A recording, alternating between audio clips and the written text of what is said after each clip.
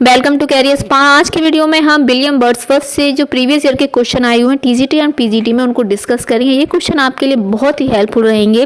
तो स्टार्ट करते हैं। विलियम वर्ड्सवर्थ एक नेचर और रोमांटिक पोइट थे। उस समय जो पोइट थे मोस्टली जो नेचर के ऊपर बेस्ड सोनेट या पोएम लिखते थे। और विलियम वर्ड्सवर्थ का जो जन्म है वो 7 अप्रैल 1770 को हुआ था और इनकी जो मृत्यु हुई थी वह 23 अप्रैल 1850 को हुई थी। ओके और इनके जो फादर हैं उनका नाम था जॉन वर्ड्सवर्थ एंड इनकी मदर का नाम था एन कॉक्सन।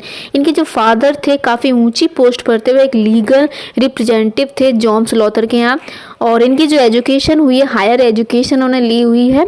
ऑनर्स की बात करें तो विलियम वर्ड्सवर्थ ने अपनी लाइफ में काफ़ी ऑनर्स अचीव किए हुए हैं। स्टार्ट करते हैं क्वेश्चन। फर्स्ट है सॉलिटरी रैपर। तो ये बैलेड है और जो 32 लाइन में लिखा गया है, 32 लाइन्स में ये लिखा गया है। बैलेड क्या होता है? एक सॉन्ग होता है जो गांव में घूम घूम कर लोग गाते हैं। उसमें एक ग्रुप होता है जो गांव में घूमकर गाने वाले गाने को ही बैलेड कहा जाता है। Poet of the famous poem daffodils is.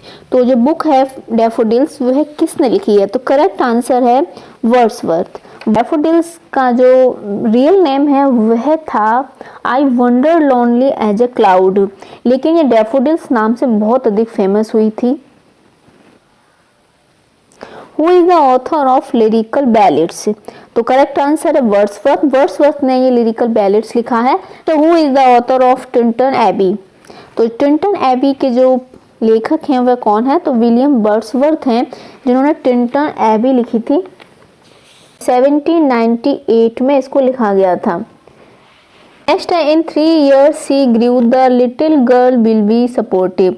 तो करेक्ट आंसर है द फॉन। यह इनके एक नेचर के ऊपर समर्पित पोएम है, नेचर लव के ऊपर पोएम है और यह 1798 में इसको उन्होंने कंपोज किया था। To whom is Wordsworth autobiographical poem the prelude address? तो करेक्ट आंसर है कॉलरेज। यह जो बुक है वह ब्लैंक वर्स में लिखी है। ये लॉन्ग पोएम है। जो कॉलरेज थे काफ़ी सपोर्टिव थे वर्ड्सवर्थ के और उनको इनकरेज करते थे कि आप भी एक पोइट बन सकते हैं और आपके अंदर एक टैलेंट है। इसलिए वर्ड्सवर्थ ने जो अपनी ऑटोबायोग्राफिकल पोएम लिखी थी उसमें कॉलरेज का उन्होंने जिक्र किया है। The sonnet the world is too much big is written by.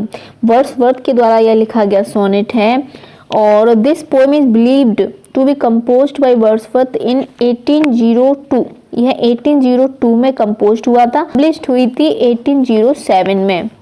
In which poem has Wordsworth describe different moods of nature? तो लाइन्स रिटन एवं टिंटन एवी। टिंटन एवी एक पोएम है इनकी और यह एक टिपिकल रोमांटिक पोएम है जिसमें बहुत ही इन्होंने पावरफुल तरीके से ब्यूटी ऑफ नेचर को डिस्क्राइब किया है। The prelude is a work of. तो करेक्ट आंसर है विलियम वर्ड्सवर्थ के द्वारा और यह जो है वह ब्लैंक वर्स में लिखी गई पोएम है। विलियम वर्ड्सवर्थ की डेथ के बाद यह पब्लिश्ड हुई थी 1850 में। Who among the following is English romantic poem? तो करेक्ट आंसर है विलियम वर्ड्सवर्थ को रोमांटिक पोएट कहते हैं, लेकिन ये जो रोमांटिज्म है वह उनका नेचर के प्रति है। Okay the moment of return to nature has to do with.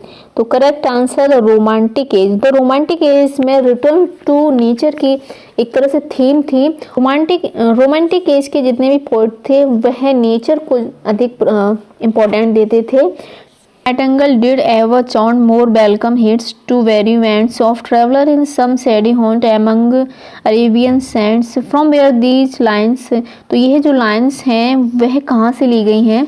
तो करेक्ट आंसर है सॉलिटरी रैपर से ली गई लाइन्स हैं और यह वर्ड्सवर्थ के द्वारा लिखी गई पोएम है। Wordsworth prelude was completed in.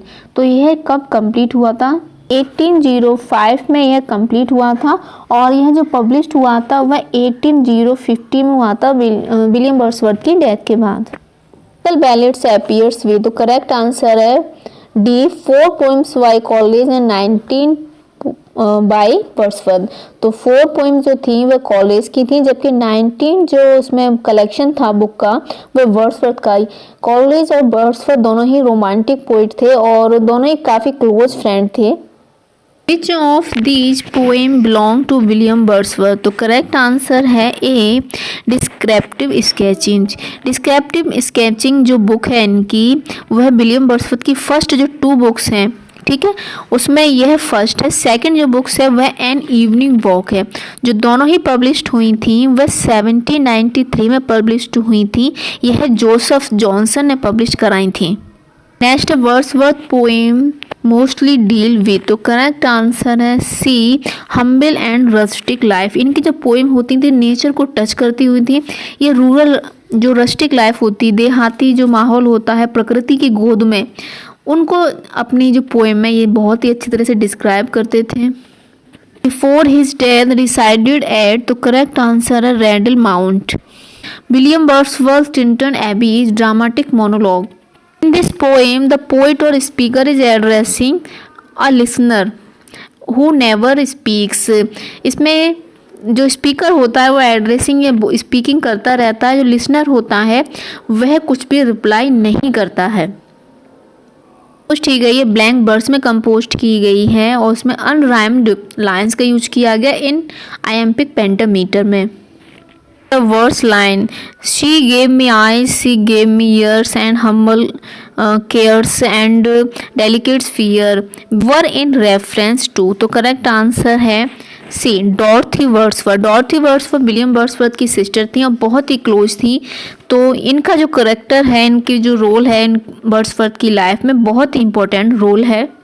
Dune was written in? तो करेक्ट आंसर है 1805 में ये रिटन हुआ था। ये काफ़ी इंपॉर्टेंट क्वेश्चन है और कई बार एग्जाम में रिपीट हुआ है। Violent by a moss stone half hidden from the eye? तो यह जो लाइन ली गई है कहाँ से ली गई है? तो करेक्ट आंसर है Lucy poem. Wordsworth composed some of his finest poem during the years? तो करेक्ट आंसर है ए, 1798 और 99 के बीच में ये जर्मनी में रहे थे। उस समय इन्होंने कुछ ही फेमस पोएम लिखी, जैसे लूसी है, मैथ्यू है, और जो मैथ्यू की लेजी है, यह जो पोएम लिखी थी यह उनका फाइनेस्ट पोएम कहा जाता है इन वर्षों के बीच का। वीडियो को लाइक कर दें, चैनल को सब्सक्राइब कर लें और बेल आइकन प्रेस कर दें जिससे आपको नोटिफिकेशन मिलती रहे। मिलते हैं नेक्स्ट वीडियो में। Thanks for watching.